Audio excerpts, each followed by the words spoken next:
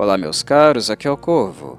Bem-vindos novamente ao canal. Hoje dou prosseguimento a uma trinca de vídeos intitulada Escultores do Horror, Mestres da Maquiagem Protética e Efeitos Práticos, onde minha intenção é relembrar alguns dos mestres precursores e grandes inventistas de tudo aquilo que nós conhecemos como efeitos práticos e maquiagem protética, aquele hiperrealismo que alguns artistas conseguiram imprimir em obras cinematográficas e que, de fato, nos maravilharam ou aterrorizaram profundamente.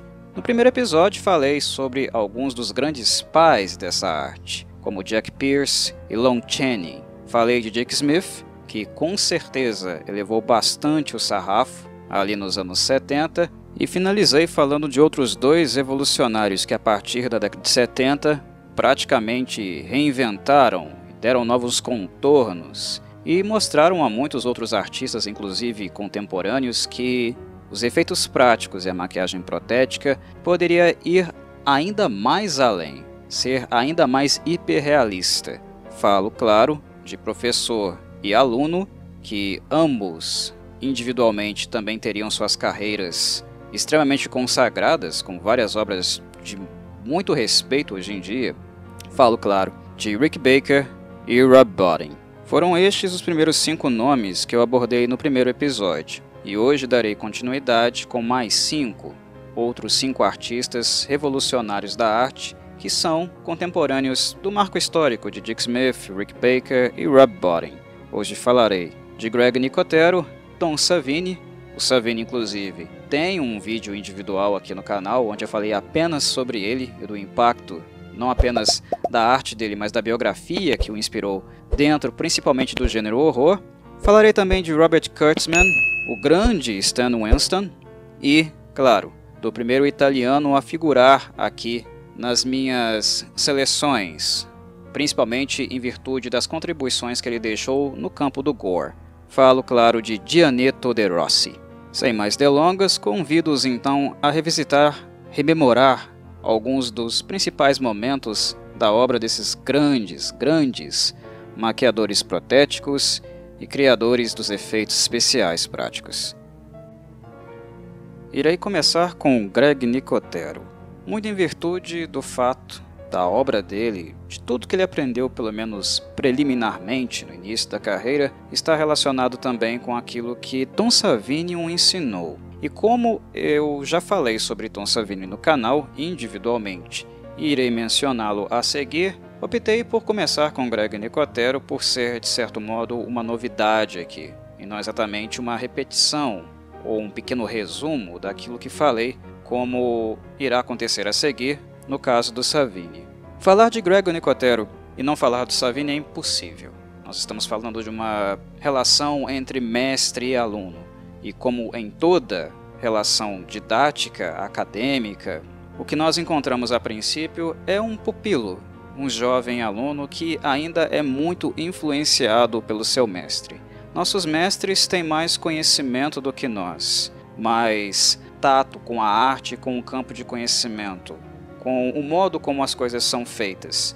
E quando nós somos muito jovens, estamos estudando, aprendendo as coisas, é natural que muitas das ideias dos nossos mestres nos habitem, até que nós tenhamos um pouco mais de autonomia, façamos outras leituras, as quais os nossos mestres não fizeram, somos despertados para questões, perguntas, experimentações diferentes, as quais os nossos mestres também não tiveram muito interesse, e aí com a experiência, com a carreira, com o envelhecimento, a maturidade, nós vamos aos poucos nos diferenciando dos nossos mestres e nos tornando de fato mais autorais. Foi exatamente isso que aconteceu com o Greg Nicotero, exatamente isso. A princípio, ele era alguém que aprendia, estudava, era o pupilo tutelado pelo Tom Savini, e a partir do momento em que ele foi reconhecido e consagrado com seus primeiros trabalhos, principalmente em Day of the Dead, o terceiro filme da trilogia dos mortos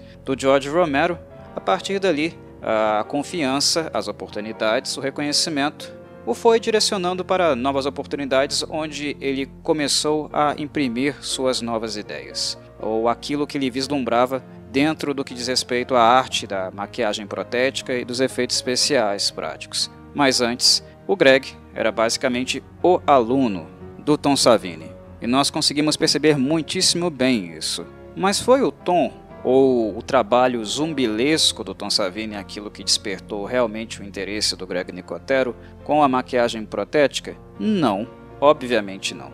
Embora o início dele tenha sido zumbilesco e hoje ele seja reconhecido como talvez o maquiador protético mais consagrado do âmbito zumbilesco, não foi exatamente essa temática que atraiu o Greg.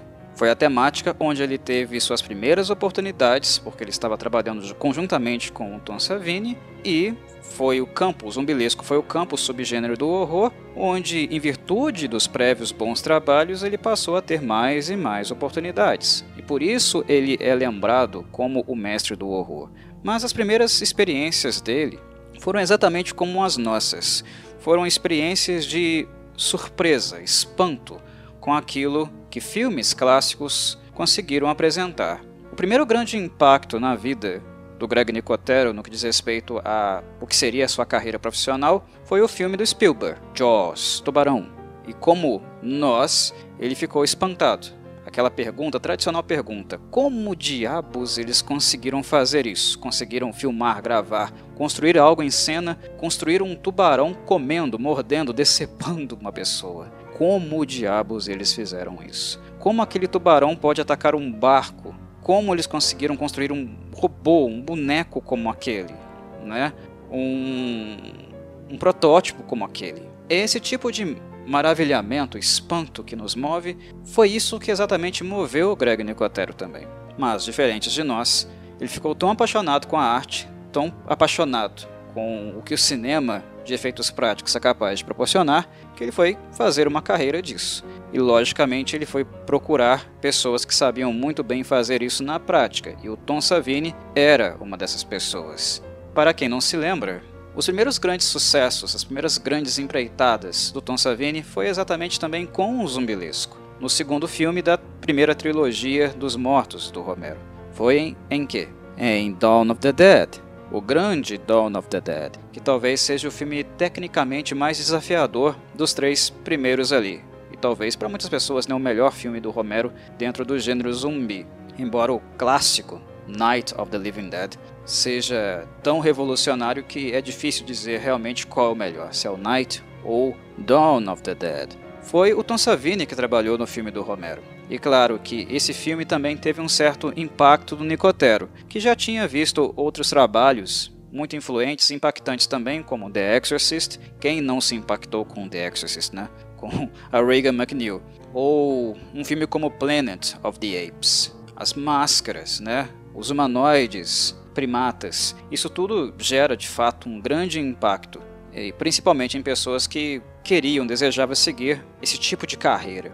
Mas a aproximação com o Savini, numa época onde o Savini estava começando a ter sucesso e a ganhar renome de fato com um filme zumbilesco, foi o que abriu as portas para o Nicotero fazer o seu grande trabalho, apresentar para a indústria o seu grande primeiro trabalho, que foi em Day of the Dead.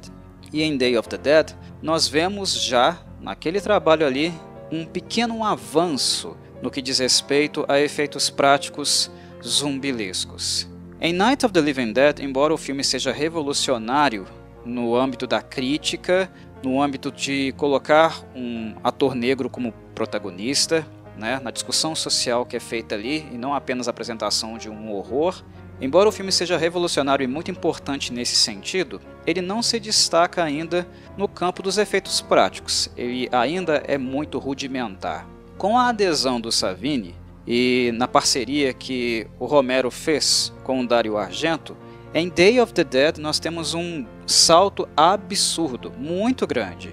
E isso era um destaque também, era uma coisa interessante nos filmes do Romero, porque ele não tinha pressa também para apresentar uma nova sequência.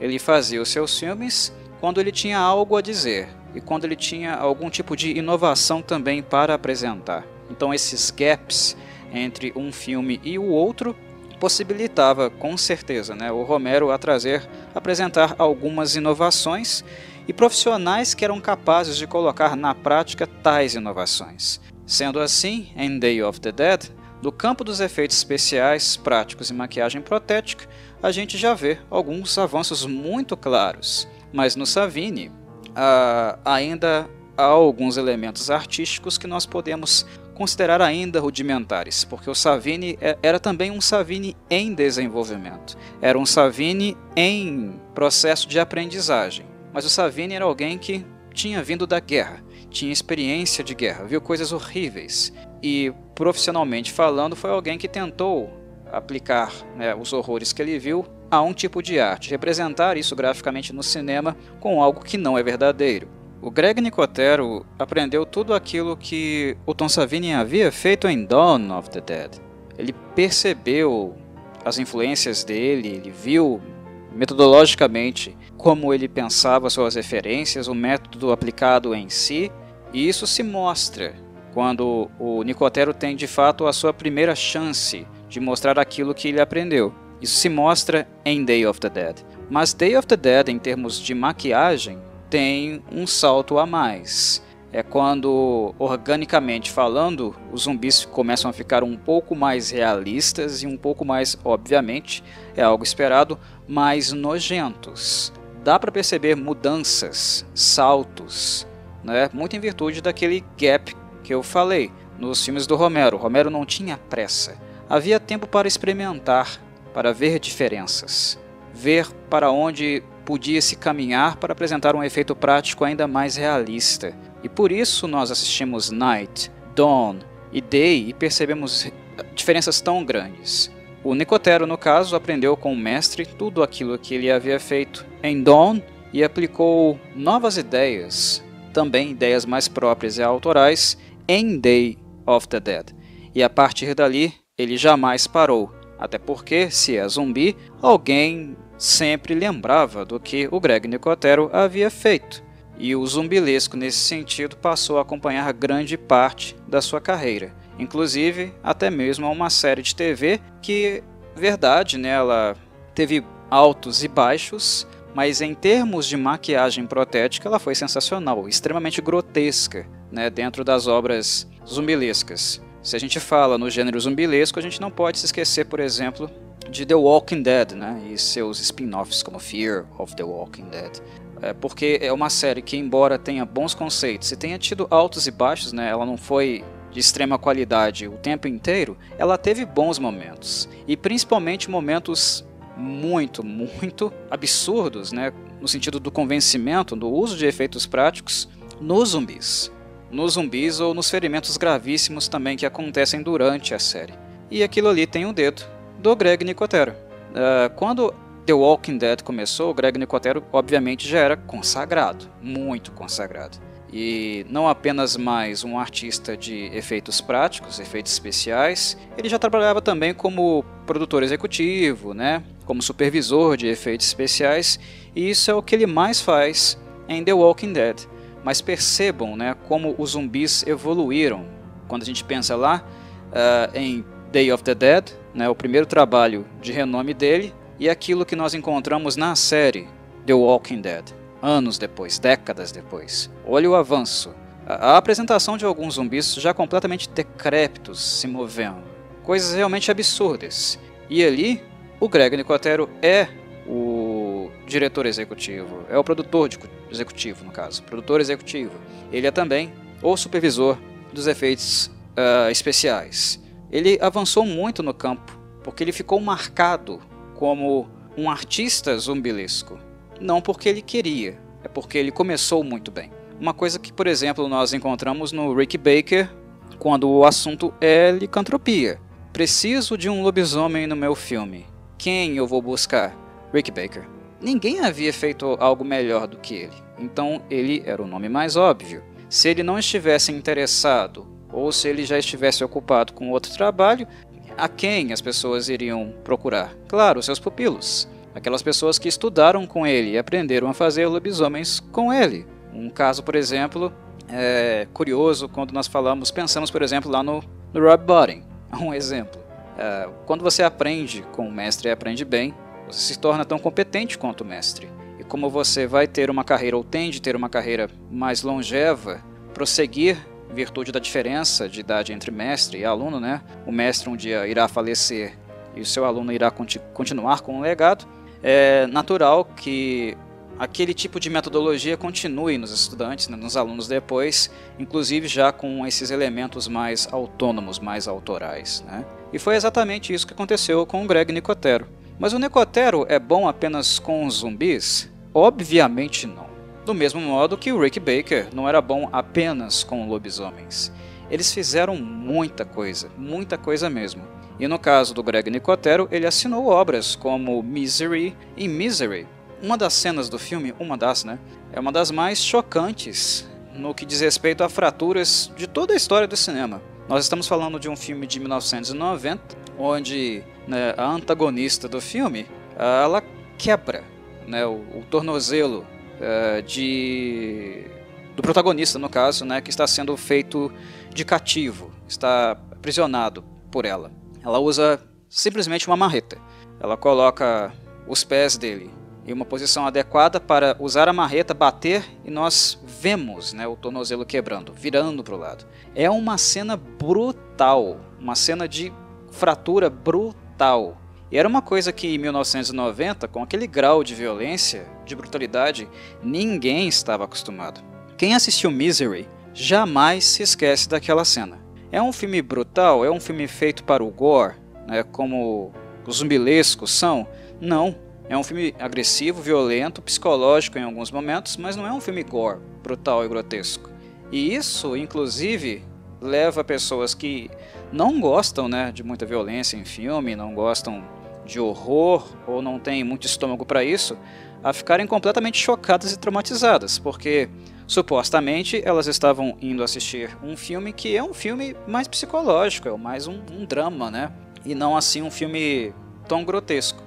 E quando todo mundo viu aquela cena de fratura, as pessoas ficaram horrorizadas. Nunca mais elas se esqueceram. Mas isso também nos aponta o quê? O grau de realismo que o Nicotero tinha naquilo que ele fazia. É muito grotesco. A edição é perfeita também, né? Perfeita, é o tempo correto. Mostra-se sempre o necessário. Não se dá tempo para a pessoa perceber que o pé, o tornozelo, a perna não são verdadeiras. E a pessoa fica, de fato, com aquela sensação de que uma fratura real em um membro real aconteceu ali.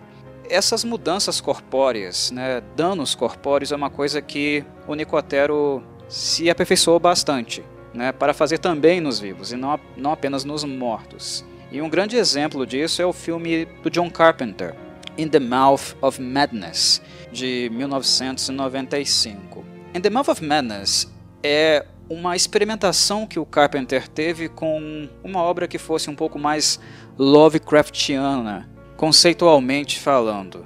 É John Carpenter encontrando Lovecraft. In the Mouth of Madness, excelente filme de horror, é sobre isso. E o que mais tem naquele filme são dismorfias, corpos ficando em posições, se movimentando de formas que fisiologicamente são impossíveis, né? Corpos se dobrando. É grotesco, é brutal. Não apenas, né, as abominações que aparecem no filme, inimagináveis, né, do ponto de vista da realidade, né, aqueles horrores, o horror cósmico do Lovecraft, aquilo que ele imaginava, isso é muito imprimido no filme do Carpenter. Mas a dismorfia, né, as alterações corporais é uma coisa que também perturba muito, né? Aquela mulher que vira o pescoço e começa a andar como se fosse uma aranha, né? Essas alterações corporais é uma coisa muito destacada também na obra do Nicotero, não apenas em zumbis. Um exemplo que eu me lembro muito, é muito recorrente para mim, inclusive, é do filme 13 Ghosts, né? O remake, no caso, de 13 Ghosts. Para quem não sabe, 13 Ghosts é um filme muito, muito antigo, né? Tem um clássico e tem o remake de 2001. 13 Ghosts, assim, não é um filme, né, de primeira prateleira, tecnicamente, em termos de roteiro e direção, um filme assim estupendo. É um filme ok, né? Mas nosso assunto aqui é apenas efeitos práticos. Efeitos práticos e maquiagem protética, certo? E nesse sentido, 13 Ghosts foi impressionante, porque cada fantasma, cada diferente fantasma, né, dos 13, o Nicotero inseriu ali um elemento particularmente muito interessante e autoral. Cada fantasma tem o seu próprio design, né? A sua própria ideia, que é muito mais inovadora, é mais ousada, por exemplo, do que no clássico. Eles são realmente muito diferentes, eles têm características muito marcantes. E o que nós vemos também novamente acontecendo são alterações corporais. Eles são bizarros, os fantasmas são bizarros, bizarros e marcantes. O filme, então, apesar de não ser tão bom como, por exemplo, o clássico, esse remake de 2001 ele ficou marcado na memória das pessoas, porque os fantasmas são interessantes demais, eles são bizarros demais, medonhos demais, e com assinaturas muito próprias deles, que fazem eles, né, serem percebidos como únicos, cada um deles. Isso é obra do Nicotero. E um último filme que eu não poderia deixar de lembrar, não poderia me esquecer, obviamente, é do filme Wishmaster, que nada mais é do que um slasher, né? É um slasher, na acepção da palavra. Na prática ele é um slasher, mas com um djinn, né? Um genie, um gênio, né? Mas o gênio, conceitualmente falando, mais próximo lá das Mil e Uma Noites, né? O gênio não é uma criatura, um ser mágico muito bonzinho, não, como a Disney fez dele. É uma criatura malévola. E não apenas, né, o design do djinn, né, do genie, quando ele aparece, é grotesco, mas as coisas que ele é capaz de realizar com os seus desejos também são de uma pluralidade assim absurda e medonha ao mesmo tempo. Cada desejo que uma vítima faz ao genie, ao gênio, é deturpado por ele. Ele interpreta o pedido, o desejo de uma maneira deturpada, diabólica, né, infernal. O que nós vemos sendo realizado na prática são verdadeiros pesadelos. E o limite dos pesadelos que nós encontramos sendo apresentados em tela é a inventividade sádica, monstruosa, agressiva do Greg Nicotero. Então, o poder de um gênio representado na prática organicamente, a mensura disso, o tamanho disso, a régua para isso, é o próprio talento dele. E ele não se segura. É impressionante mesmo. Embora seja um slasher que não está entre os melhores slashers dentro do gênero, o filme Wishmaster de 97 ainda surpreende muito nesse sentido, porque ele é visualmente perturbador também, em virtude daquilo que o Greg Nicotero faz. Enfim, Greg Nicotero, meus caros. Ele aprendeu com um grande mestre e também se tornou um grande mestre. Ele é inesquecível, né, inevitável de ser mencionado sempre quando nós falamos em efeitos especiais práticos e maquiagem protética. Tom Savini, professor do Greg Nicotero. Como eu falei, eu já abordei a obra do Savini no canal, individualmente falando dos filmes e também com um vídeo especial feito apenas para falar dele, das ideias dele e da biografia dele. Eu vou deixar esse vídeo anexado na tela final. Sabe aquela tela final do vídeo onde ao término nós podemos anexar mais alguns vídeos como sugestão? Eu vou deixar tudo ali, vou deixar o vídeo específico do Savini naquela área para vocês consultarem caso queiram se aprofundar mais. O que falarei aqui nesse momento em que dedico algumas memórias à obra dele e aos feitos dele, relembrar a vocês, é um impacto de experiências na nossa vida pessoal, na nossa biografia, e o quanto isso pode ser expresso, elaborado e transformado em um produto artístico, em uma coisa nova, né? E no caso do Savini, muito mais saudável, obviamente. Nós estamos falando de um homem que serviu na Guerra do Vietnã como fotógrafo. Imaginem que profissão, né? Que papel, que coisa medonha, né? Uma verdadeira desgraça que é isso. Fotografar cenas de guerra, momentos de guerra. Ele estava com uma câmera na mão, captando cenas, né, de uma das coisas mais bárbaras, das piores abominações que os seres humanos inventaram, que é a guerra, o sofrimento, a morte. Então o Savini, ele viu coisas que nenhum ser humano deveria ver. E para todas as pessoas que tiveram experiências como essa, né, como vítimas de uma guerra, seja como soldado, seja como civil, né, a guerra deixa marcas que são indeléveis. Ela destrói, ela corrói completamente nosso espírito, tira de nós a nossa dignidade. E os horrores causados, eles são indeléveis do espírito. É difícil para um ser humano continuar vivendo, inclusive após a guerra, e a todos os horrores os quais uma pessoa foi exposta. Nunca mais você voltará a ser aquela pessoa que algum dia você foi, do ponto de vista mental, da saúde mental. Não tem como. É necessário terapia, é necessário cuidado, acompanhamento, uma qualidade de vida mais digna, para você dar conta de prosseguir, de seguir em frente. Mas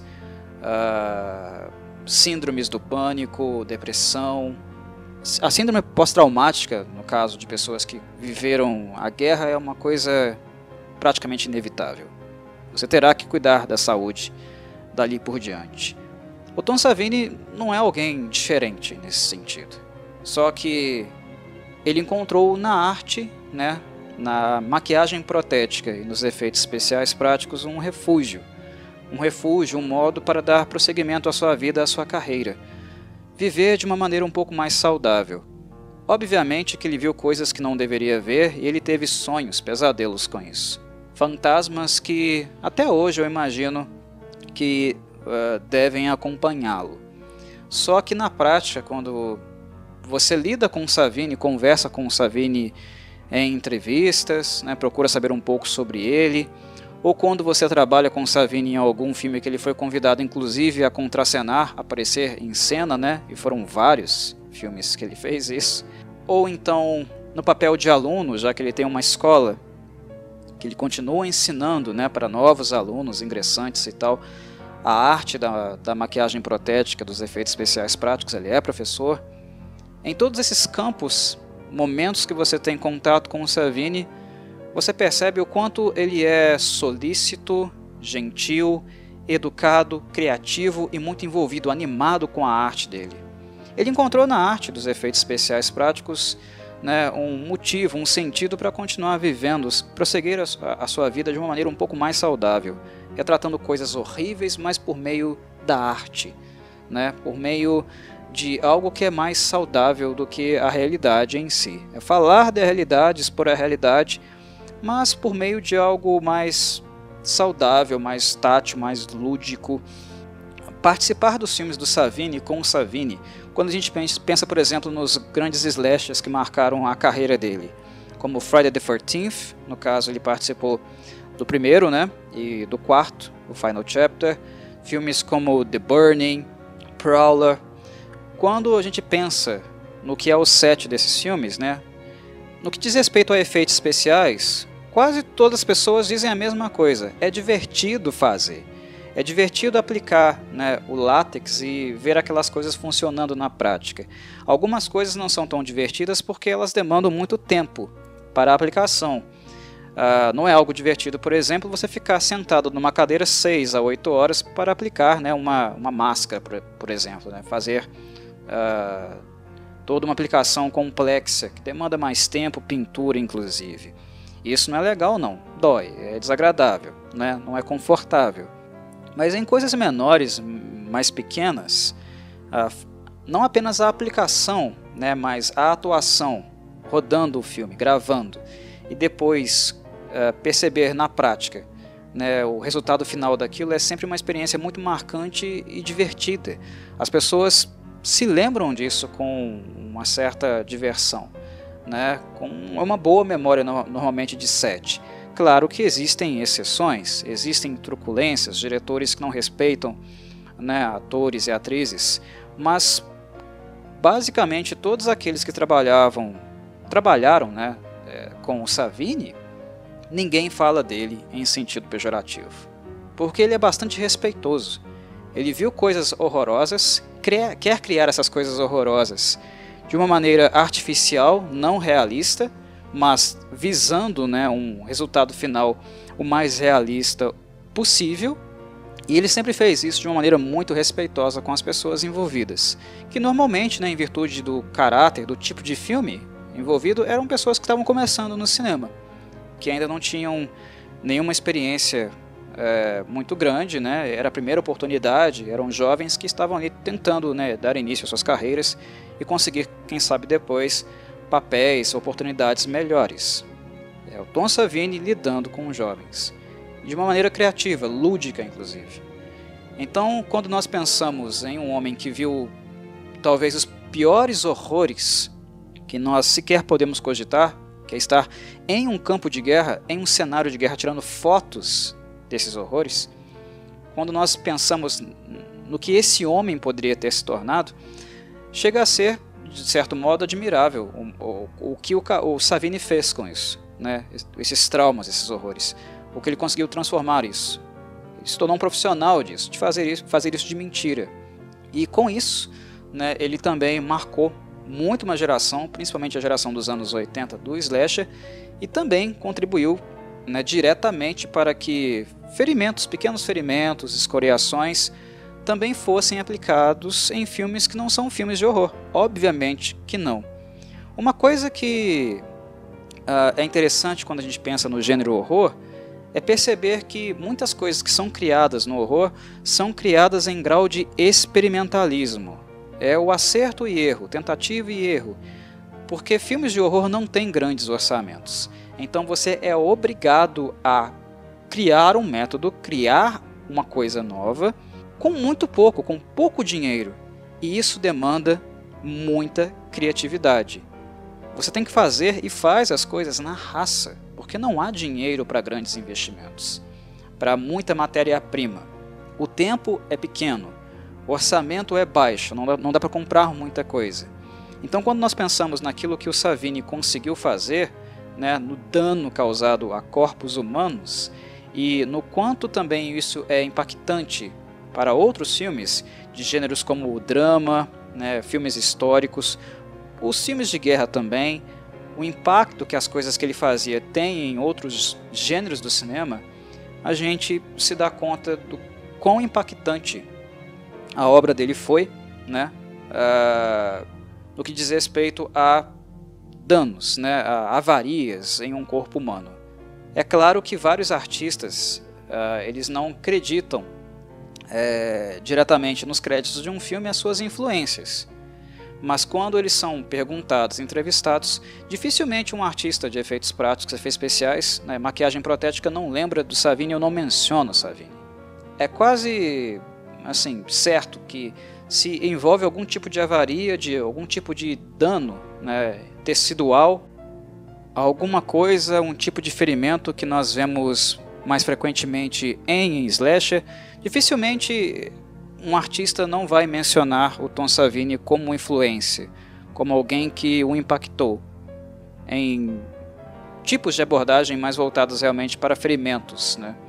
Obviamente que o Savini teve como referência, assistiu e foi influenciado muito por tudo que os italianos fizeram dentro do giallo, né? Giallo são filmes de mistério, mas também filmes de assassinato, né? Filmes que envolvem, né, algum tipo de assassino matando alguém, causando algum tipo de ferimento no corpo. É claro que o Tom Savini foi influenciado também por esses filmes, mas certamente ele observava, né, assistia a esses filmes clássicos, os italianos, e sempre subia o sarrafo, até porque na prática ele conhecia o que era aquele ferimento, né, do que se tratava aquele ferimento. Ele viu na prática, infelizmente, né, ele viu na prática. Então ele observava, né, um ferimento causado em um filme, né, por uma facada, um tiro, algo nesse sentido. Ele tinha a referência do real e fazia paralelos, fazia meditações, reflexões. Como eu posso criar isso? Como eu posso aproximar isso que o cinema já faz, que alguns artistas já fazem, do real, daquilo que eu vi? Como eu posso fazer tal aproximação? E isso basicamente é um resumo da carreira, da filmografia, né, dos filmes que o Savini participou. Basicamente é isso.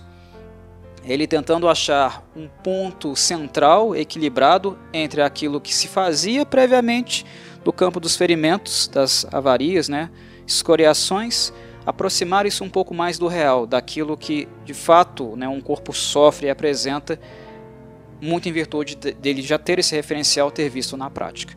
Isso basicamente resume a carreira do Tom Savini e as coisas brutais que nós vimos ele realizar em filmes como Friday the 13th, né, o primeiro e o Final Chapter, que é o 4, inclusive que ele sobe ainda mais o sarrafo, e em filmes como The Burning e Prowler, né, que lá em Day of the Dead ele já tinha esse referencial, vários zumbis sofrem avarias brutais, né, horrendas.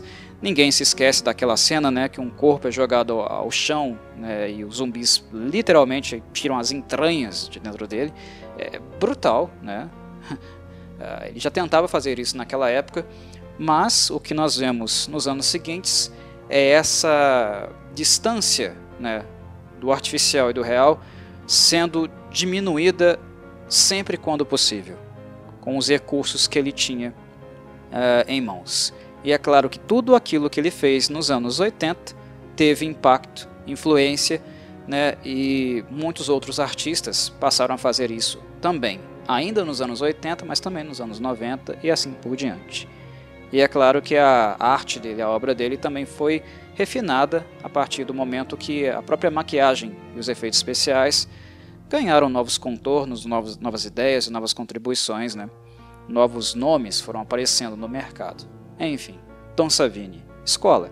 Quando nós falamos de Tom Savini, a gente fala de escola. É simples assim. Bem, o terceiro da lista de hoje é nada mais nada menos do que Robert Kurtzman. E como no exemplo anterior, quando eu precisei falar de Tom Savini para falar do Greg Nicotero, aqui acontece a mesma coisa. Para falar de Kurtzman, é obrigatório falar de Nicotero, porque Nicotero teve grande participação na carreira dele e também foi um dos seus melhores colegas de trabalho durante muito tempo.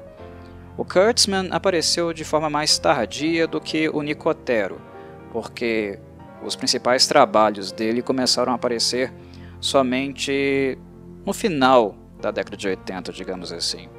É claro que ele teve participações prévias em filmes de horror e alguns bastante visualmente chamativos, né, como From Beyond, de 1986, mas ali ele era meramente um técnico de efeitos, e não tinha ainda tanta autonomia assim para trabalhar. Mas o Kurtzman, para quem não sabe, foi simplesmente o cara que em 87 abriu o leque de possibilidades quase infinitas dentro de um conceito de um filme que precisava ter possibilidades infinitas visualmente falando, até porque se trata de um filme de horror onírico.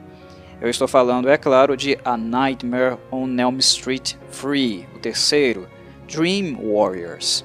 Na franquia do Fred Krueger, de Wes Craven, nós inicialmente tivemos dois filmes mais voltados para o horror, né? Para uma camada, digamos, mais macabra, mais mórbida, filmes mais escuros, mais tenebrosos e não tão humorísticos assim. Mas, a partir do terceiro, que também é do Wes Craven, Fred Krueger começa a ficar mais parecido com uma figura repleta de humor também. Ele passa a dividir espaço entre as coisas absurdas, macabras que ele faz, com um tom mais humorístico. Ele tem uma abordagem mais humorística, ele brinca mentalmente com as suas vítimas, usando muitos traços de humor. E sendo assim, embora os dois primeiros, A Nightmare on Elm Street, sejam filmes que trabalham com a lógica, com o conceito do pesadelo, né, sendo utilizado para matar as vítimas, no caso o Fred Krueger é o manipulador do pesadelo, do onírico, é apenas em A Nightmare on Elm Street 3, Dream Warriors, que a coisa começa a ficar acentuadamente onírica mesmo, porque os dois filmes prévios, né, eles não trabalhavam tanto assim o contexto, o ambiente dos sonhos, e o mundo onírico é um mundo onde tudo é possível. Então, quando Wes Craven retornou para fazer um segundo filme do Fred Krueger, o primeiro é dele, o segundo não, e ele voltou para um terceiro para colocá-lo em boa forma novamente.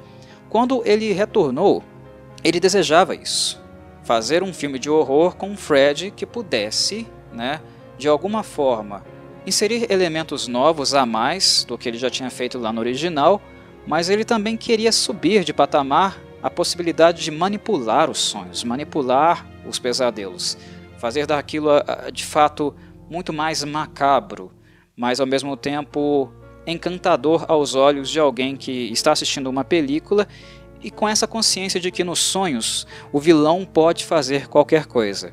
Claro que a Nightmare on Elm Street 3 ele teve muito mais orçamento do que o filme inicial e sua sequência, e isso também ajudou bastante o trabalho do Robert Kurtzman naquilo que ele fez em set, naquilo que ele construiu.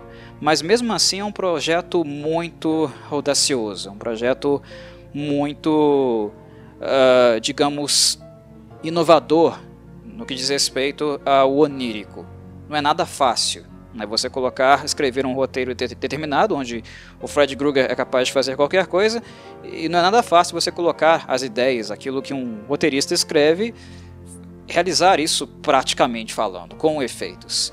E o Robert Kurtzman, ele era inexperiente na época, ele não tinha tido assim grandes oportunidades de ele mesmo colocar a mão na massa. Ele auxiliava, ele trabalhava, era técnico, era talentoso, obviamente era talentoso, mas ninguém ainda tinha dado de fato uma oportunidade para ele fazer isso. Então, além do Nicotero, eu acho interessante, importante também colocar o Wes Craven como alguém que ajudou bastante a carreira do Kurtzman, porque ele deu a ele a oportunidade de elevar ainda mais, né, o nível de complexidade dos pesadelos criados pelo Fred Krueger. E é exatamente isso que ele faz.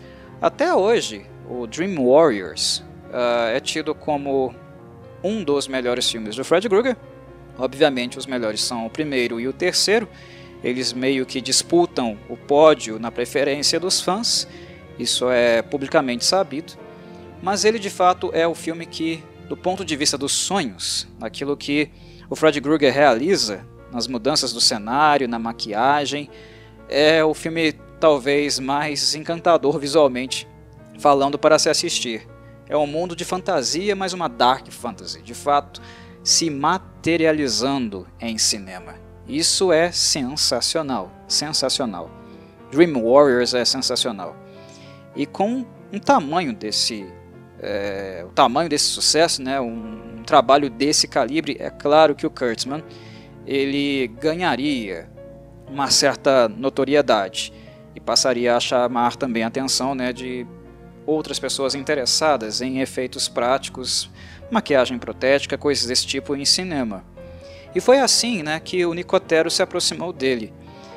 O Nicotero viu o trabalho dele, descobriu o trabalho dele, ficou mais a par daquilo que ele fazia, né?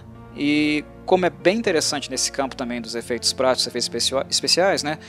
Os caras eles se estudam, né?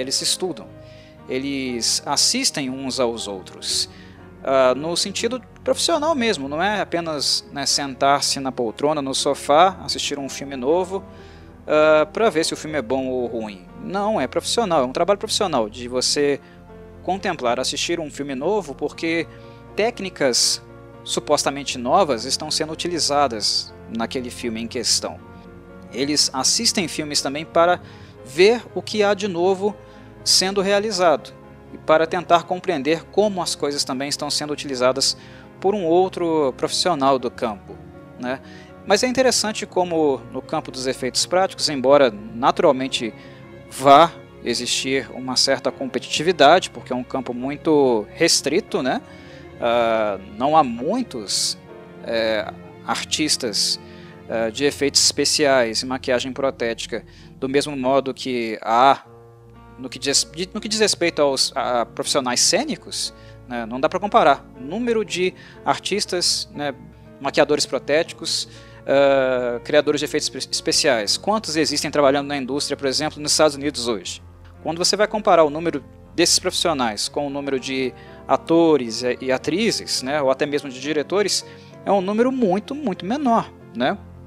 Naturalmente, isso é previsível e esperado, é muito, muito menor.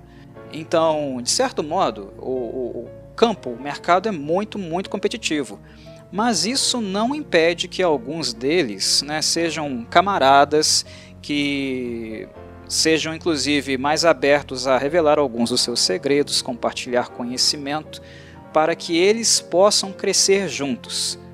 Ao invés deles ficarem separados, isolados, cada um no seu canto, né, e tentando um tirar o outro do mercado, alguns deles fizeram o movimento de se juntar, de ajudar um ao outro. E nesse caso, né, em alguns exemplos como esse, como a ajuda que o Rick Baker deu ao Rob Bottin, ou a ajuda que o Tom Savini deu ao Greg Nicotero, o Greg Nicotero continuou com essa postura, com essa ética de trabalho. E quando ele percebeu que o Kurtzman era muito talentoso, por causa daquilo que ele fez em A Nightmare on Elm Street 3, Dream Warriors, ele se aproximou dele e tentou trabalhar com ele, e de fato eles conseguiram fazer isso. Eles fundaram um estúdio em parceria, que foi o estúdio KNB EFX Group, né? KNB EFX Group, que foi fundado lá em 1988. Foram 3 pessoas que fundaram o estúdio, na verdade. Foi o Greg Nicotero, o Howard Berger, e eles chamaram também o Robert Kurtzman para fundar esse estúdio. E esse movimento de criação de um estúdio, né, de artistas protéticos, de efeitos especiais, sempre foi algo muito necessário na indústria, para que profissionais com uma categoria com menos representantes, né, uma categoria bem menor, por exemplo, do que a de atores e atrizes ou diretores, é interessante esses movimentos de grupo, de se juntar, de se ajudar mutuamente, de fazer negócio mutuamente. E também, né, de ensinar pessoas que estejam interessadas a aprender e ingressar dentro da empresa, trabalharem conjuntamente. Isso é extremamente necessário. E a criação desse estúdio, né, do Nicotero, do Berger e do Kurtzman, lá em 88, foi fundamental. Como eles eram talentosos, né, e tinham essa intenção de crescer juntos ao invés de ficar competindo apenas, o trabalho deu muitos frutos. Ele rendeu muitos frutos e muitos outros trabalhos interessantes futuramente. O estúdio ele produziu, né, mais de 400 obras, para vocês terem uma ideia. Ele realmente frutiferou e poderia ter frutiferado ainda mais caso o Kurtzman, ele não decidisse, por exemplo, deixar de trabalhar com o Nicotero e voltar para casa. Ele tinha essa necessidade.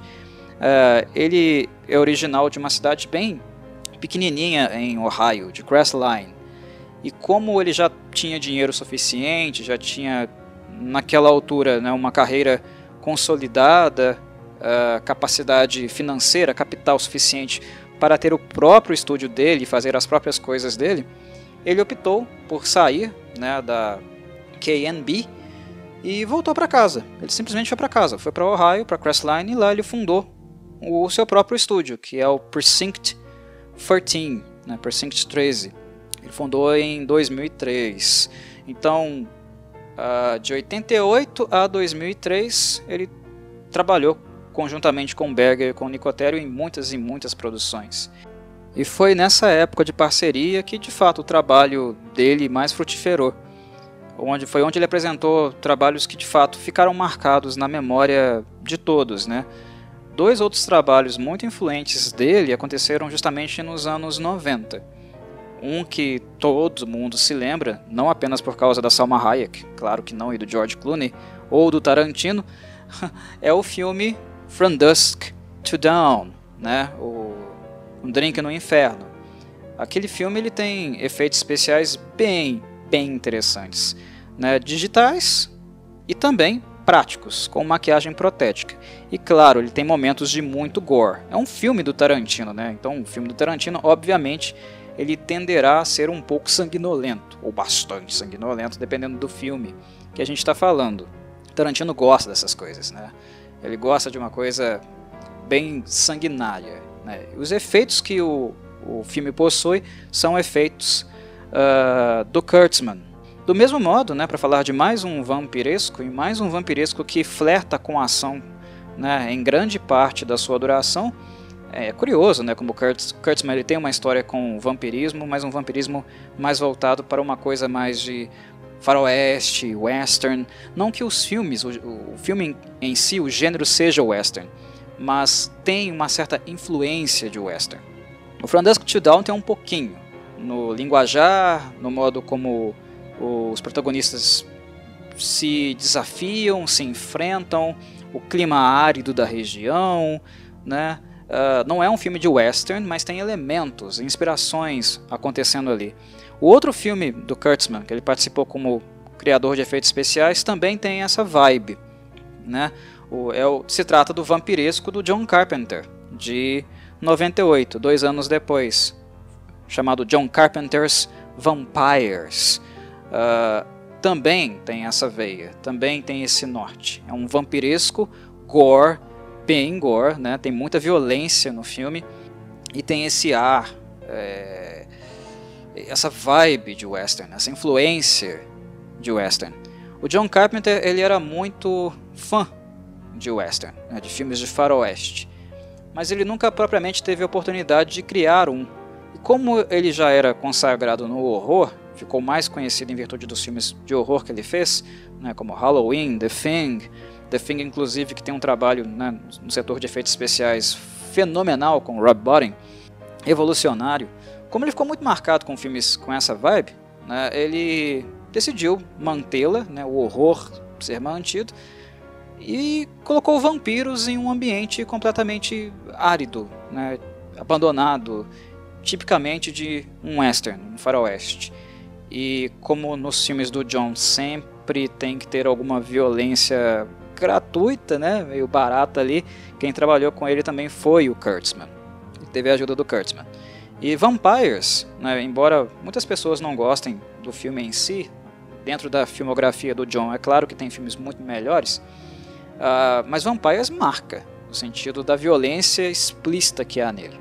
Eu me lembro de assistir Vampires pela primeira vez, e uma coisa que eu jamais vou esquecer, né, do Valak, o vampiro principal do filme, né, o antagonista principal.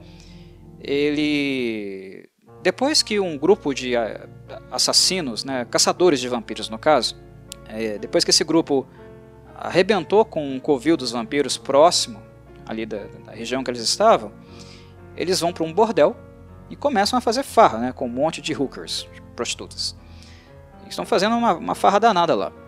E o Valak, esse vampiro protagonista, ele vai até lá se vingar, né, do fato deles terem matado muitos dos vampiros lá do covil próximo dele. Uma cena eu jamais vou esquecer, porque ela é extremamente gráfica.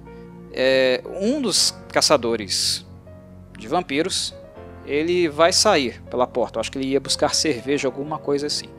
Ele abre a porta, né, do bordel, saída do quarto lá, e o Valak está diante dele, na porta. Ele percebe que é um vampiro, e o Valak só introduz a mão dentro do corpo dele e puxa para cima. Depois disso, né, a câmera do John foca no que acontece com o corpo do caçador. O John não poupa dos detalhes, né, detalhes de um açougue, um açougue em cena. Ele não nos poupa de nada. E o que a gente vê logo em seguida é o corpo do caçador se abrindo no meio. Uma parte tomba para o lado com a cabeça, né, e a outra fica ereta, reta. E um rombo no meio do corpo dele. O Valak abriu o corpo dele no meio. E aí a gente vê, né, as artérias, o efeito de fato, né, o boneco, a prótese que o Kurtzman criou, esguichando o sangue para fora. É bizarro. É muito, muito macabro. É uma coisa assim que você não esquece. E tem outras cenas também que não são brutais nesse nível, mas dá uma certa agonia. Como por exemplo, o Valak, o vampiro, né, o vampiro mestre, ele gostava muito de esquartejar, de degolar, né, ele é bem brutal nas mortes dele. Tem uma coisa que ele faz com um padre, ele está procurando um objeto, uma cruz, né, uma cruz de Berziers, que permitiria ele andar, depois de um ritual completo, permitiria ele, vampiro, andar durante o dia. Quando o padre dá a notícia para ele, de onde a cruz estava, ele simplesmente passa a mão na garganta do padre, rapidamente, né? E com uma força de vampiro que ele possui, as unhas grandes, ele degola o padre. E a gente vê a cabeça dele sendo separada do corpo. É maquiagem protética, são efeitos especiais práticos, né? Não é real, não é humano, mas o nível de organicidade do Kurtzman naquela época, naquele momento, durante os anos 90, era bem impressionante. E impressiona de fato.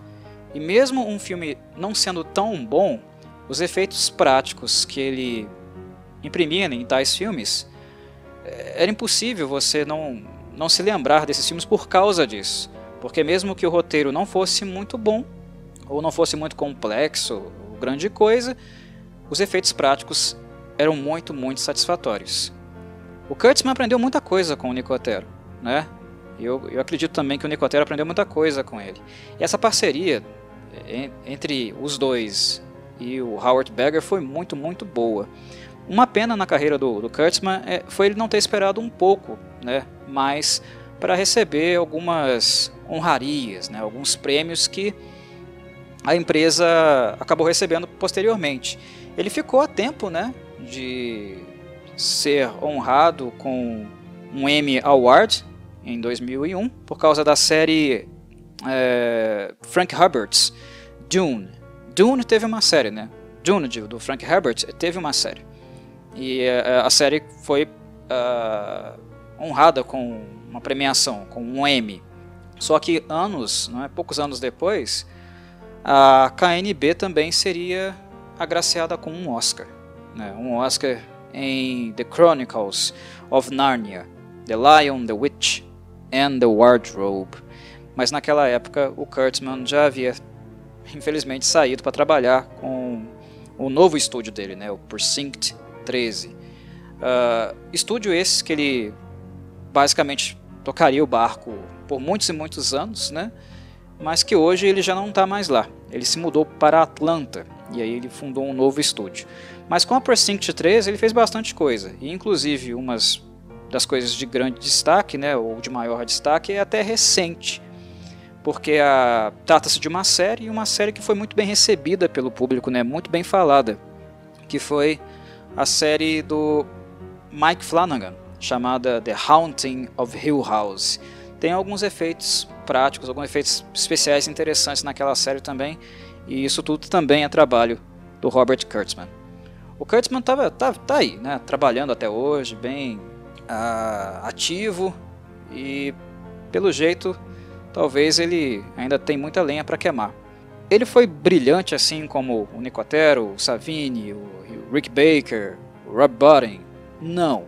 Mas numa era onde as pessoas estavam tentando, pelo menos os estúdios, né, era interesse dos estúdios trabalhar muito com efeitos digitais, né, desenvolver a CGI, o Kurtzman nos anos 90 ele ainda era alguém que puxava a corda para o lado oposto. Ok, desenvolva a CGI, mas não abra mão dos efeitos práticos, porque a organicidade deles ainda é superior, ainda é mais interessante, mais fluida, né? Deixa os filmes de fato visualmente mais interessantes e enerva principalmente os fãs do horror. Enervar no sentido de fazer com que, né, o pelo do braço se arrepie, dê aquele desconforto, aquele asco, dependendo do que é feito, dependendo do que é mostrado. O Kurtzman ainda segurou muito as pontas numa época em que várias pessoas, vários estúdios não estavam mais querendo trabalhar com efeitos práticos. Então, sem dúvida, ele foi muito importante, sim. Ele não pode ser esquecido em nenhuma lista, né, ou menção de mestres, de profissionais que se dedicam a efeitos práticos. Stan Winston. Pronto, a gente já pode ir para o próximo. Eu já posso pular para o próximo artista de efeitos especiais práticos.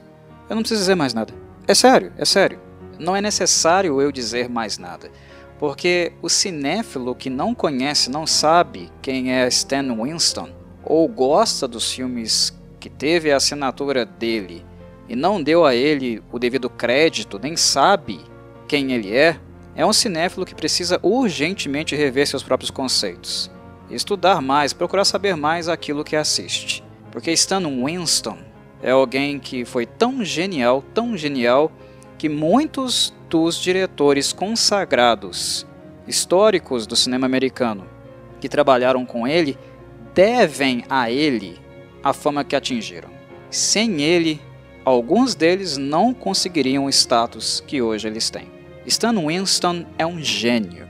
E aqui eu estou usando a palavra gênio com o mais alto rigor que eu posso colocar a essa palavra. Eu não estou banalizando de forma alguma a palavra gênio aqui. Gênio não está sendo utilizado como um termo para me referir a alguém cujo trabalho é muito bom. Não, gênio, aquele cara que revolucionou o negócio. Aquele cara que mostrou a todo mundo como fazer. E não apenas com efeitos simples, de baixo orçamento. Ele fez com muito dinheiro e pouco dinheiro. Ele fez engenhocas das mais incríveis possíveis. Complexas, verdadeiros milagres. Milagres mecânicos, inclusive, que quebrariam pouco tempo depois do uso, mas funcionavam no tempo necessário para que a cena fosse filmada e o legado, a história do cinema ficasse registrada em um filme que nós podemos voltar e assistir novamente. Esse homem maravilhou, ele nos fez sonhar, ele nos levou a mundos do sci-fi que nós jamais acreditávamos que seria possível fazê-lo. Esse homem, infelizmente já falecido, e eu sinto muito saudade dele, do trabalho dele em filmes. Esse homem, sem ele, não existiria as franquias Terminator, Alien, Predator, Jurassic Park, do modo como nós a conhecemos, naquilo que elas apresentaram de mais fantástico, naquilo que nós aprendemos a amar e admirar em cada uma delas. É tudo responsabilidade dele. Tudo responsabilidade dele. Se roteiristas e diretores tiveram ideias, vislumbraram ideias, mundos fantásticos dentro do sci-fi, do horror e da fantasia, Stan Winston é a pessoa que tornou possível fazer com que aquilo fosse realidade, que aquilo pudesse ser expressado organicamente, fisicamente. Esse homem é um gênio. É um gênio. Para falar dele, nós devemos falar com reverência, com extrema responsabilidade e admiração, do modo como eu estou falando aqui. Isso não é bajulação, é admiração. Esse homem foi fantástico, Ele não trabalhou apenas com borracha, ele não trabalhou apenas com fluidos, com cabos, eletricidade, ele trabalhou com metal. Ele esculpiu, criou coisas das mais inimagináveis. Ele simplesmente pensou em corpos, em construtos fisiológicos de criaturas espaciais. Ele desenhou isso, ele colocou isso em prática. Ele não é apenas um produtor, ele não foi apenas um artista de efeitos especiais práticos. Ele foi um forjador de criaturas. Na história do cinema, da literatura e depois do cinema, a literatura também é o grande berço de criação dos monstros. A literatura deu muita coisa para o cinema poder explorar, no sentido de conceitos monstruosos, criaturas inomináveis, criaturas que estão para além da realidade humana, criaturas que precisam ser imaginadas e já são complexas já na imaginação. Imagina na sua construção, consolidação através de um construto mecânico, por exemplo, um boneco, uma engenhoca. Stan Winston é um forjador de criaturas. Ele é bem isso. Ele é tão importante para os monstros, para as criaturas, como, por exemplo, os literários do século XIX foram. Aqueles que criaram vampiros, zumbis, lobisomens, fantasmas. Os literários do gótico são muito importantes para o horror, na criação dos seus monstros. Assim como os japoneses, ao criarem os kaiju, que são fantásticos, tanto no âmbito dos super-heróis, com os robôs, ou mesmo as grandes criaturas, como Godzilla, um dos pais, uma das criaturas mais fantásticas e um alicerce central no que nós entendemos como kaiju, que é muito, muito antigo. Uma criatura que é representação de um ambiente de guerra, de um pós-guerra, dos traumas daquele contexto. Stan Winston é tão importante como essa gente, como todos esses profissionais, todos esses artistas. Porque em uma geração, uma era mais moderna, uma era mais oitentista, ele nos fez mais uma vez ficarmos com a boca aberta com as criaturas, os construtos androides, alienígenas que ele podia criar, que ele imaginava. É simplesmente fantástico. Alguém pode dizer, Alien, né, o Xenomorph não é a criação dele, né, é do Ridley Scott. E o primeiro Alien não é um trabalho do Stan Winston. Mas o que ele faz em Aliens, por exemplo, é elevar a qualidade daquele trabalho. É atingir um novo patamar, porque ele criou nada mais, nada menos do que a rainha Xenomorph, aquela criatura gigantesca, imensa, uma verdadeira besta. O filme do Ridley Scott é muito mais voltado ao suspense e ao horror do que o filme do James Cameron, da sequência Aliens, que é um filme mais combativo, mais voltado para a ação espacial. Mas, dentro dessa necessidade bélica de combater algo mais horroroso, mais ameaçador do que o próprio Xenomorph, que já é uma criatura horrorosa o suficiente, ele criou a rainha. E observem, contemplem a complexidade daquilo, a beleza daquele construto. Imaginem o tempo que aquilo levou para ser criado, para ser construído. E percebam como o homem é brilhante ao fazer aquilo funcionar. Gostam do Terminator? Gostam dos Exterminadores? Tanto aqueles do primeiro e do segundo filme, que são os melhores, né? Filmes que deram a Arnold Schwarzenegger um reconhecimento ainda maior, né? Que ele já tinha no campo, por exemplo, do fisiculturismo. São os filmes que de fato fazem com que ele seja apreciado dentro do cinema. Terminator 2, né? The Judgment Day, principalmente. Pensem em Stan Winston, porque esses filmes são apreciados não necessariamente por causa de seus roteiros e atuações, que ok, tem seu lugar, são bons, mas não geniais. São filmes que em termos de roteiro e atuação não são geniais. Arnold Schwarzenegger não era um ator cenicamente evoluído, dos melhores.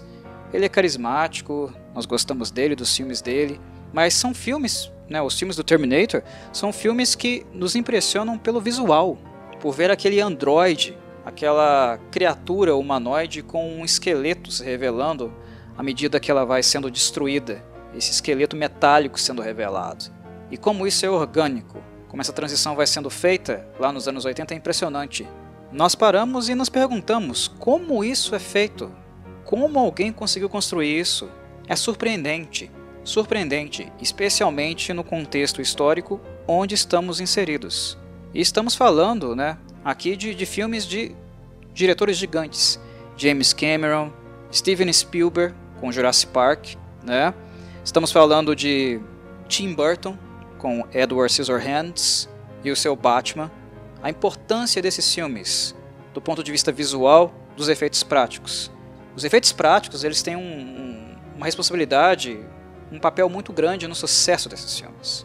Tim Burton teve uma carreira que teve uma participação intensa do Winston. James Cameron também, Spielberg aqui e acolá. Mas sem o Stan, os filmes deles não seriam bons revolucionários históricos como eles foram. E perceber isso é perceber o quanto esse homem foi genial. Perceber como as premiações, tudo que ele recebeu, as taças que ele empilhou, é pouco para descrever a enormidade de invenções e inovações que o trabalho dele nos apresentou. Você que tem idade suficiente para lembrar o que é Jurassic Park, o que é ver um dinossauro em tela, você me entende. Tenho certeza que você me entende. Uma criança nos anos 90 assistindo a um dinossauro no cinema, e um dinossauro feito de metal e borracha, e não de CGI, entende o que eu estou dizendo.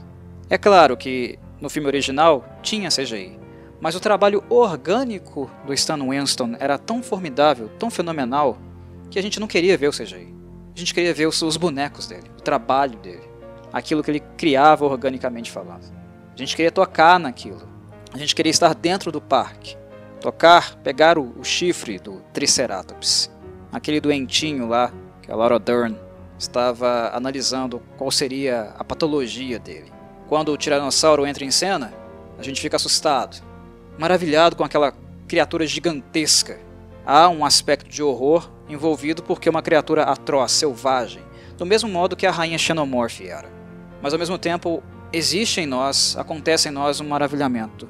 Caramba, isso é cinema. Isso é cinema. Essa é a mágica que o cinema é capaz de proporcionar. Mas não é o cinema como uma coisa grande, abstrata, geral. Não, tem nome. E o nome é Stan Winston. Stan Winston, o criador de monstros. E não apenas monstros horrorosos, ameaçadores, brutais, mas também sensíveis, amorosos, ou que têm a possibilidade de sê-lo, como Edward Scissorhands, Tim Burton, que é um filme não de horror, está mais dentro da fantasia do que qualquer outra coisa, embora seja um filme muito trágico, melancólico e em alguns momentos romântico. É uma estética muito menos complicada do ponto de vista técnico, né, da necessidade, da dificuldade de fazer uma coisa funcionar, operar, mas observem que estética marcante, que design marcante. Quando pensamos em Johnny Depp, é impossível não pensar, não lembrar de Edward. Mas não por causa do Johnny somente, por causa do Stan também. E é isso, esse é o principal ponto, é o principal aspecto, marca, identidade da carreira do Stan. O Stan era alguém capaz de fazer com que os outros fossem melhores. E não estamos falando de um diretor, de um professor de artes cênicas. Estamos falando de um criador de efeitos especiais e maquiagem protética. Ele é diferente por causa disso. Ele é diferente por causa disso. Ele fazia com que pessoas talentosíssimas, acima da média, ficassem ainda melhores com aquilo que ele criava, com aquilo que ele inventava. Isso é sensacional. Dificilmente a gente pode falar de um outro criador de efeitos especiais capaz de fazer isso com tanto impacto assim. O Stan era alguém que, como filosofia, como princípio, ele colocava a performance acima do truque visual. E isso diz respeito tanto a pessoas que vestiam um traje que ele desenvolveu, como foi o caso do Johnny Depp em Edward Scissorhands, ou então de um constructo, um robô, uma coisa não humana, como a rainha Xenomorph de Alien. Aliens, no caso, o segundo filme, o filme do Cameron. Ele construía aquela coisa gigantesca, absurda e maravilhosa, mas ele pensava, como isso vai funcionar? Isso tem que funcionar bem. Não é suficiente que seja apenas bonito. Tem que funcionar bem. Tem que convencer. E é isso que a obra dele, o trabalho dele sempre faz em cada um dos filmes que tiveram a sua assinatura. O Terminator, o Exterminador, nos convence. Ele não é apenas bonito, ele nos convence. Convencer é fazer com que sintamos como algo mais próximo da realidade. Algo tão absurdo como aquilo lá. Esses elementos, conceitos, personagens de sci-fi, que nem existem na realidade. E nós sentimos como se fossem. O Terminator nos convence. O Predador, Predator, nos convence. A rainha Xenomorph nos convence. Os dinossauros, o T-Rex, nos convence. E é isso que torna a experiência cinematográfica em nossas memórias, deliciosas memórias, tão fantásticas. Eu defino Stan com duas palavras: gênio e saudade. Eu sinto muita saudade dele. Para fechar, um representante do cinema italiano. Até porque o que seria do horror no século XX, especialmente depois da segunda metade do século, sem o cinema italiano. Os italianos nos deram muita coisa. Eles nos inspiraram e nos levaram a ter contato com um grafismo absurdo, muito antes do próprio cinema americano. Até porque, por questões de censura, o cinema americano era mais contido do que o italiano em termos de momento onde certas representações foram apresentadas. Aquilo que os americanos queriam ver ou cogitavam mostrar e não podiam, porque a censura não permitia, os italianos já tinham feito muito antes. Muita coisa que existe no horror americano, que inclusive é tratado como autoral, inovador, algo novo, não é. Os italianos já tinham feito primeiro. feito inclusive com um nível de organicidade muito maior, até mesmo usando coisas que não eram látex ou sangue falso, coisas que eram realmente orgânicas. A exemplo do diretor, o mestre do gore, Lucio Fulci. E quando falamos em Lucio Fulci e nos principais filmes do Fulci, é impossível não falar de Gianetto De Rossi, porque o De Rossi é o grande responsável também pela carreira do Fulci ter atingido o nível de reconhecimento, em alguns momentos momentâneo, outros mais tardio, desenvolvendo um cult following mais tardio. Isso teria sido impossível sem a ajuda dele. Gianetto De Rossi não foi o único artista de efeitos especiais que trabalhou com Lucio Fulci, mas ele foi responsável pelos principais efeitos dos principais filmes dele.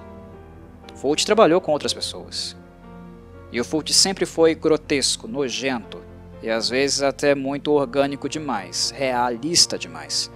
Lucio Fulci usava larvas reais nos seus filmes, vermes, minhocas, coisas realmente muito nojentas, que elevavam ainda mais a sensação, o sentimento que nós tínhamos com o gore que era esperado, típico de seus filmes.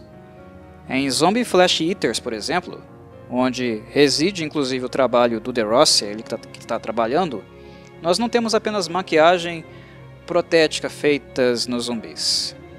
Em alguns momentos nós temos larvas vivas sendo utilizadas. Quem não se lembra de cenas do filme City of the Living Dead, onde o recinto, o ambiente fica completamente repleto de vermes. Esse era o nível de nojeira, situação grotesca, que ambientes em filmes do Fulci continham, porque quando ele trabalhava com o tema da morte, ou uma representação da morte viva, ele tentava fazer isso da maneira mais próxima da realidade possível, às vezes utilizando como complemento alguma coisa realmente viva. Então, gente com nojinho jamais iria conseguir trabalhar nos filmes do Lucio Fulci. Mas quem tinha que trabalhar com isso de fato e montar tais cenários para que aquele diretor maluco filmasse várias e várias vezes até conseguir o shot perfeito, aquilo que ele queria, era o Gianetto De Rossi.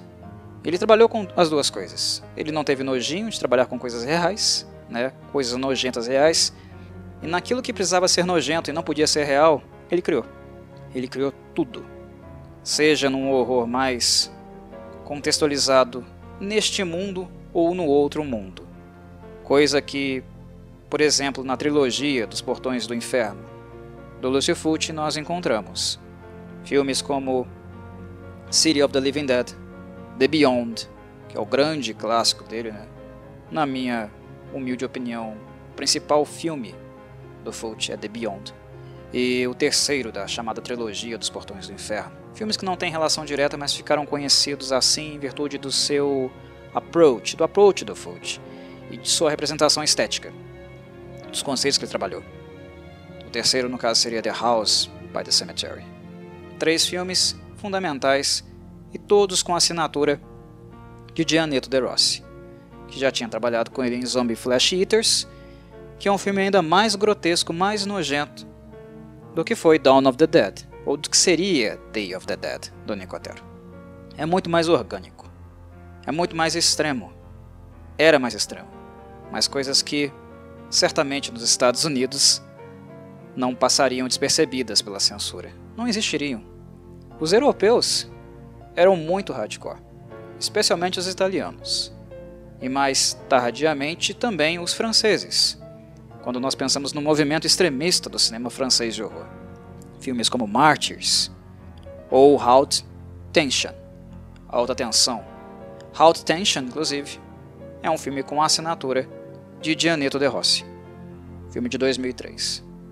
O cinema extremo francês, ele nos fez perceber que aquilo que o Giallo apresentou no cinema italiano durante os anos 70, os anos 80, com nomes como Mario Bava, Dario Argento, era algo muito extremo já para a época, e que os americanos trataram de aderir e deixar ainda mais extremo com a onda slasher quando esses filmes de baixo orçamento passaram a dar um lucro gigantesco, muito grande mesmo, investindo muito pouco.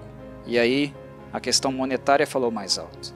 É tanto dinheiro sendo feito em tal contexto, que não é de se espantar e é de se cogitar que as instituições de censura passaram também a dar permissões especiais em determinadas circunstâncias. Eram filmes muito impactantes, mas se eles são vendáveis, se eles são lucrativos, nós sabemos, acompanhamos, entendemos a história do cinema dos Estados Unidos. É aprovado, dá-se um jeitinho. E os slashers perseguiram esse extremo. Porém, com aquele movimento de saturação do slasher ainda nos anos 80, porque muitos foram feitos ao mesmo tempo, porque todo mundo queria lucrar rios de dinheiro, a wave ela saturou. E por um momento nós chegamos a acreditar que talvez nada tão extremo, ou mais extremo do que aquilo, seria possível. Até os franceses, outros malucos lá da Europa, reapareceram com filmes que, honestamente, os mais sensíveis, as pessoas mais sensíveis jamais serão capazes de assistir. Mártires é um exemplo. E Halt, Tension, que no caso é o filme que tem a assinatura de Gianetto De Rossi, é outro. Em Halt Tension nós temos um assassino à solta, caçando pessoas. E uma pessoa em especial. E o nível de grafismo, de extremismo daquele filme é absurdo. Não é nada que um slasher oitentista minimamente se aproxime. Porque os efeitos utilizados também já são mais modernos. Houve avanço. Aprendeu-se muito com os mestres do passado, com o Savini, por exemplo. E o que é utilizado ali é em outro nível, em termos de conteúdo chocante. Não à toa, esse movimento de época do cinema francês foi chamado de cinema extremo de horror, porque de fato eles eram chocantes demais. E nesse movimento estava Gianetto De Rossi, alguém que já lá no passado, naqueles filmes autônomos, de baixo orçamento, bem inventivos e perturbadores do Lucio Fulci, ele já tinha tido um envolvimento direto. Quem melhor do que ele para chocar o mundo novamente? Até porque os filmes franceses ficaram muito famosos. Naquela época, ali no início dos anos 2000, não se falava em outra coisa. A pergunta era, o que deu nos franceses? O que aconteceu nesse país? Para eles terem simplesmente chutado o pau da barraca desse jeito. Isso aqui é surreal demais. É excessivo demais. O que está acontecendo?